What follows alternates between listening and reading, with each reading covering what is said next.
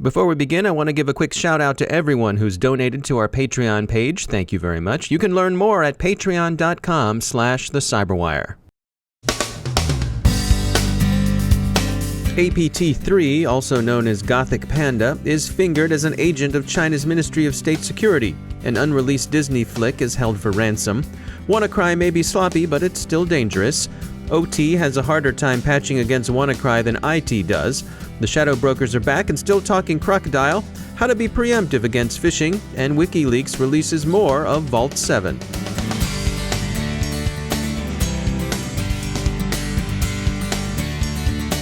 It's time to take a moment to tell you about our sponsor, Recorded Future. Recorded Future is the real-time threat intelligence company whose patented technology continuously analyzes the entire web to develop information security intelligence that gives analysts unmatched insight into emerging threats.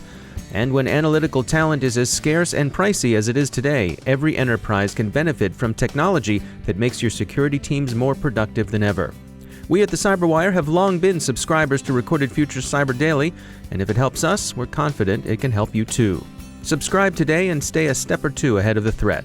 Go to recordedfuture.com/intel to subscribe for free threat intelligence updates from Recorded Future. That's recordedfuture.com/intel. And we thank Recorded Future for sponsoring our show.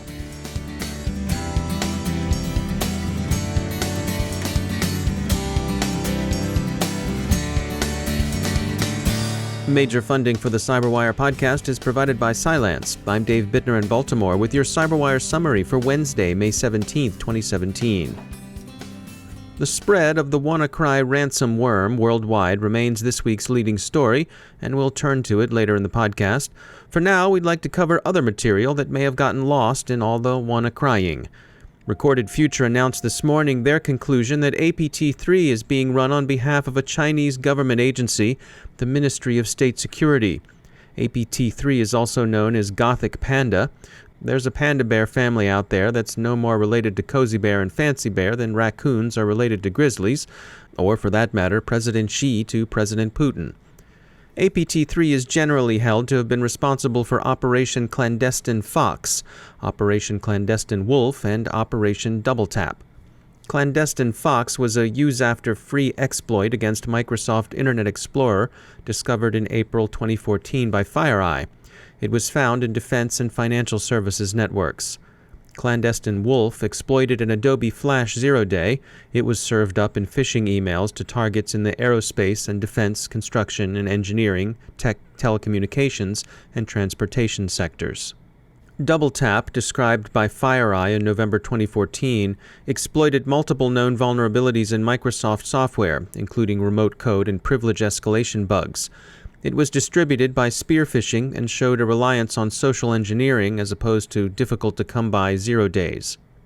The common denominator in all three operations is, of course, espionage, and the list of clandestine wolf targets suggests that the espionage is in large measure economically motivated industrial espionage. Last week, on May 9th, tipsters whose identity is unknown but who go by Intrusion Truth said that APT-3 was the work of Guangzhou Boyu Information Technology Company, also known as BoyuSec for short. Recorded Future undertook an open-source intelligence investigation of the organization, and this morning announced they have high confidence that BoyuSec is doing contract espionage, both traditional and economic, for China's Ministry of State Security. On Monday of this week, Disney CEO Bob Iger told an employee town hall meeting that the entertainment giant was being shaken down by extortionists who threatened to release a stolen copy of a forthcoming Disney movie. The Hollywood Reporter said Iger characterized the demand as a huge sum in Bitcoin. Disney refused to pay, and true to their evil words, 2 digital copies of Pirates of the Caribbean, Dead Men Tell No Tales, turned up this morning on Pirate Bay, that gray market emporium for all sorts of things swiped, swapped, or stolen. Dead Men Tell No Tales is slated for release this Friday. The files are thought to have been stolen from a post-production vendor who was adding dialogue to the movie. One of the hardest attack vectors to protect against is phishing. It's just human nature that a certain number of people, no matter how well trained, are going to click the link in the phishing email.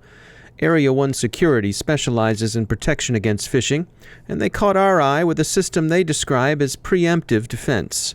Oren Falkowitz is CEO at Area 1 Security. We find statistically that when attackers send simple, very unsophisticated plain phishing messages to organizations, if they send just 10, there's a 90% success rate of one person opening the message, clicking on a link, downloading a file, entering their username and password. And so you're describing something that you refer to as preemptive cybersecurity. What does that mean? Statistically today in the cybersecurity industry, organizations learn about a year after they've been breached or had damage that they've been a victim of a cyber incident, which the root cause of was phishing. And so the idea behind preemption is to take an action at a point in time where you can see a different outcome, where no data is lost, where no machines are impacted, where no networks are breached. And it turns out that there are also really good corollaries in life for this method, and applying them to cybersecurity makes a lot of sense. So a good example of this would be a flu vaccination. Every year there is an outbreak of the flu, there are new strands of it, but humans, people, right, they don't walk around in fear of someone coughing on them. They take a vaccination to protect themselves. And the same thing can apply in this space where we identify proactively hundreds of thousands of phishing websites and other, phishing attacks that go against organizations, that go against people, and we can give them a vaccination before they cause damage. So how does the technology like this work? Are you analyzing links that people click on? What's the process? Attackers in the cybersecurity space have set up their phishing campaigns in a way that they exist before they get sent to users, before they get distributed. And so what we focus on is creating technologies that, one, can identify and can learn what are those patterns of attack before they impact the user. And the second is technologies that take action on behalf of our users to vaccinate them in real time, to protect them so that they don't have to think about it and they can go about their job without the worry of being coughed on. If an attacker was to send an email with a link to a website that looks like a commercial banking login, right, a website that looks like you're logging into your bank, well, I would just analyze the link and tell you that this is a malicious page. But you'd have to do that in such speed, right, that there's still some risk for damage. What it turns out is that website, before it can be sent to the user, before it can be embedded as a link in an email, that website has to exist and it has to be accessible on the World Wide Web. And part of our sensing technology is finding those sites before they are ever sent. And so we're able to preempt them so users don't have to worry and we don't have to analyze them in the moment. We go ahead and find them before, and that is the notion of preemption. That's Oren Falkowitz. He's from Area 1 Security. Returning to WannaCry, the ransomware campaign is so massive and unselective as to amount to a pandemic affecting old, unpatched, pirated, or beyond end-of-life Windows systems. Their take has now risen above $70,000 in payoff money, but that's small change when contrasted with the number of victims. Their back end is essentially manual, and the victim interface doesn't look up to snuff either. A few people have recovered access to their files by paying up, but most experts are cautioning victims against taking that route. The criminal infrastructure is so dodgy that the odds won't be in your favor. The advice people are receiving is to patch their software and back up their files. But for one important class of the affected systems, that advice may be less than helpful. We hear from industrial control system security experts Joe Weiss of Applied Control Solutions and Eddie Habibi of PAS. They point out that many ICS are built on vulnerable versions of Windows, but that those versions were all modified and adapted by the big industrial control system vendors to handle complex systems of systems that can't tolerate downtime.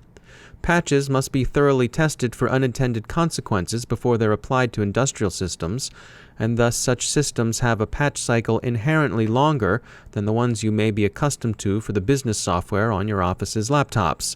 So if you're one of the suits at a highly automated manufacturing plant or utility, go easy on your sysadmins.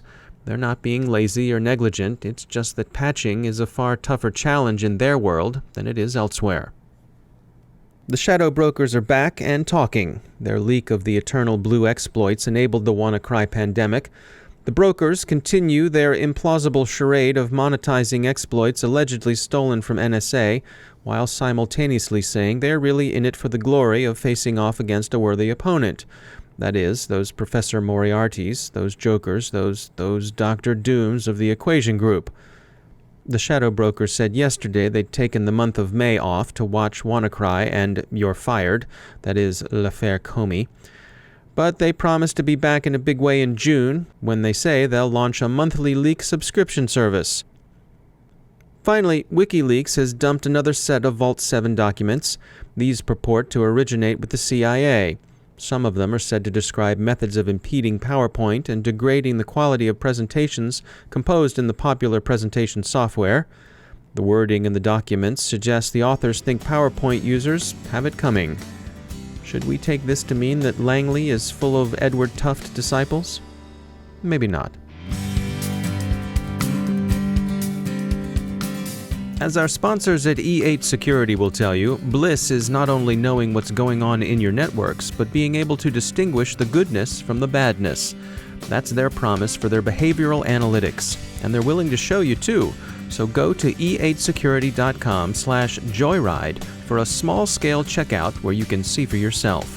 Their behavioral analytics platform gives you insight into every stage of the attack lifecycle across your network, users, and endpoints, even those often overlooked little things in the Internet of Things.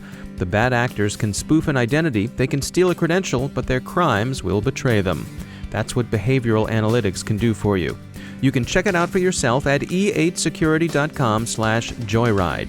Don't let the data trees get in the way of seeing the risk forests, and enjoy the ride. And we thank E8 for sponsoring our show.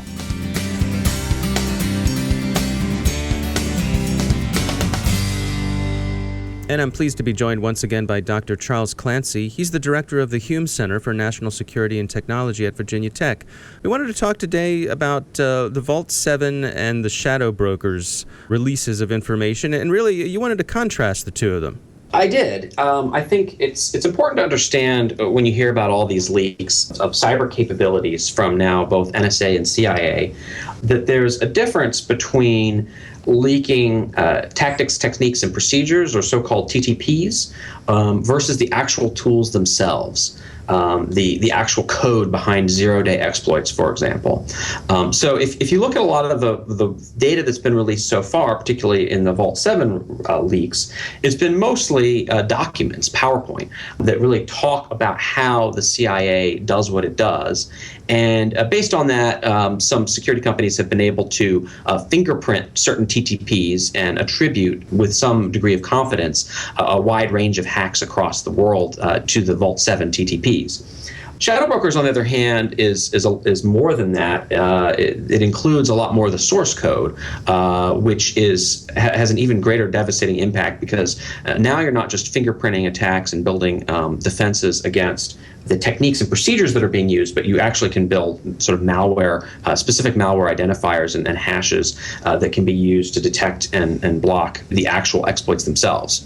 There's a lot of debate ongoing right now as to the total impact. I think the folks that are in the trenches in the intelligence agencies who are working these problems would claim that there is a huge impact in national security as a result collectively of these leaks.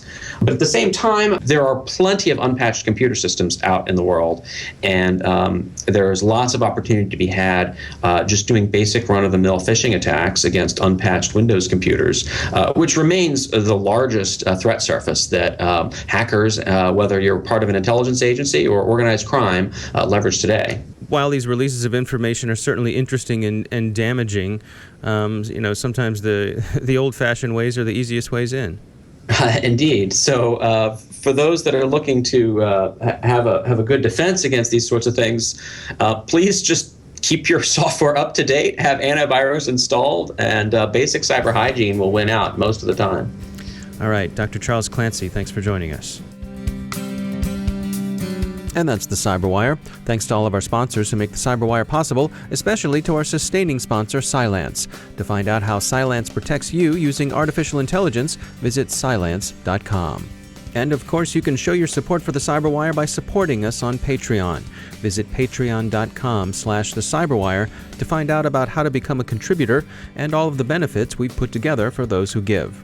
The CyberWire podcast is produced by Pratt Street Media. Our editor is John Petrick. Social media editor is Jennifer Iben. Technical editor is Chris Russell. Executive editor is Peter Kilpie.